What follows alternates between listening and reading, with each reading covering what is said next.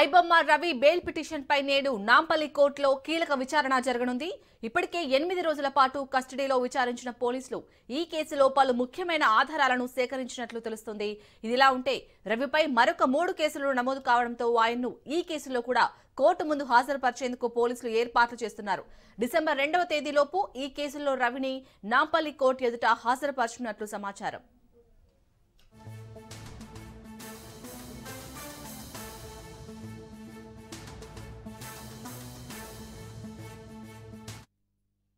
మరోవైపు ఈ 3 కేసుల్లో కూడా రవిని కస్టడీకి తీసుకొని అదనపు విచారణ చేయాల్సిన అవసరం ఉందని పోలీసులు భావిస్తున్నారు.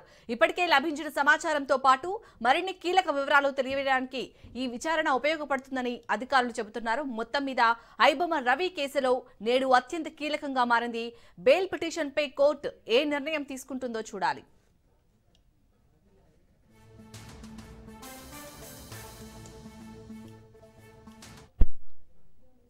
ఐబొమ్మ రవి బెయిల్ పిటిషన్ పై నేడు నాంపల్లి కోర్టులో కీలక విచారణ జరగనుంది. ఇప్పటికే 8 రోజుల పాటు కస్టడీలో విచారించిన పోలీసులు ఈ కేసులో పలు ముఖ్యమైన ఆధారాలను సేకరించినట్లు తెలుస్తుంది. ఇదిలా ఉంటే రవిపై మరొక 3 కేసులు నమోదు కావడంతో ఆయన ఈ కేసులో కూడా కోర్టు ముందు హాజరుపరిచేందుకు పోలీసులు ఏర్పాట్లు చేస్తున్నారు. డిసెంబర్ 2వ తేదీలోపు ఈ కేసుల్లో రవిని కోర్టు ముందు హాజరుపరిచే అవకాశం ఉన్నట్లు తెలుస్తోంది. ఇక మరోవైపు ఈ 3 కేసుల్లో కూడా రవిని కస్టడీకి తీసుకొని అదనపు విచారణ చేయాల్సిన అవసరం ఉందని పోలీసులు భావిస్తున్నారు. ఇప్పటికే లభించిన సమాచారంతో పాటు మరిన్ని కీలక వివరాలు వెలికి తీయడానికి ఈ విచారణ ఉపయోగపడుతుందని అధికారులు చెబుతున్నారు. మొత్తం మీద ఐబొమ్మ రవి కేసులో నేడు అత్యంత కీలకంగా మారనుంది. బెయిల్ పిటిషన్పై కోర్టు ఏ నిర్ణయం తీసుకుంటుందో చూడాలి.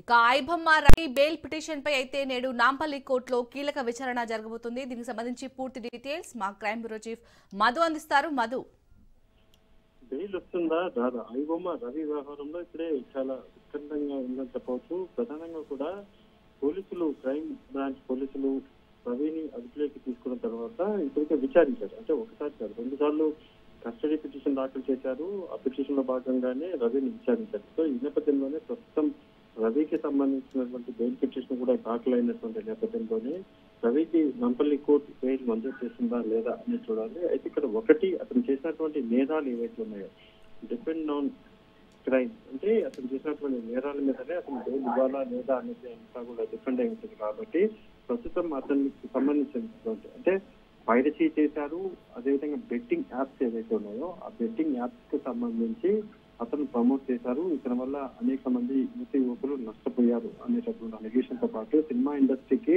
కోట్లాది రూపాయలు నష్టం కలిగించారు. ఇతను వాడినటువంటి మొబైల్స్ ఏవైతే ఉన్నాయో వాటి అన్నింటిలో కూడా ఎవరైతే బొప్పం కావచ్చు ఈ మొత్తం వెబ్సైట్లు ఏవైతే ఉన్నాయో ఐబొమ్మకు సంబంధించి చూసినటువంటి వారందరి డీటెయిల్స్ అన్నిటి కూడా అతను తస్కరించాడు, అంటే దొంగలించాడు అనేటటువంటి నేరారోపణ ఇతని మీద ప్రధానంగా కూడా ఉంది. సో ఈ నేపథ్యంలోనే ప్రస్తుతం 8 రోజుల పాటు కస్టడీ చేసిందో ఆ కస్టడీ ముగియడంతో ఇక బెయిల్ పిటిషన్ దాఖలైతే చేశారు. ఐబొమ్మ రవికి సంబంధించి బెయిల్ వస్తుందో రాదనేది ఇప్పుడు చాలా ఉత్కంఠంగా ఉందని చెప్పాలి. ఈ రోజు సాయంత్రం వరకు కూడా 2 వైపుల వాదనలు, అంటే ఐబొమ్మ రవి ఇమ్మాడి రవి ఎవరుతున్నారో ఇమ్మాడి రవి వైపున వాదనలు, అదేవిధంగా పోలీసుల తరఫున వాదనలు, 2 వాదనలు విన్న తర్వాత డెఫినెట్ గా కూడా ఈ మొత్తం వ్యవహారానికి సంబంధించి కోర్టు అయితే ఒక కీలక నిర్ణయం ఇచ్చే అవకాశం ఉంది.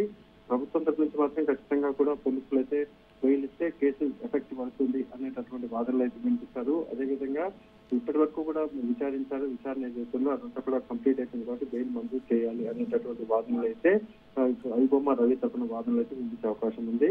మరికొన్ని గంటల్లో ఐబొమ్మ రవికి బెయిల్ వస్తుందా రాదా అనేది మాత్రం చూడాలి. Right, thank you Madhu.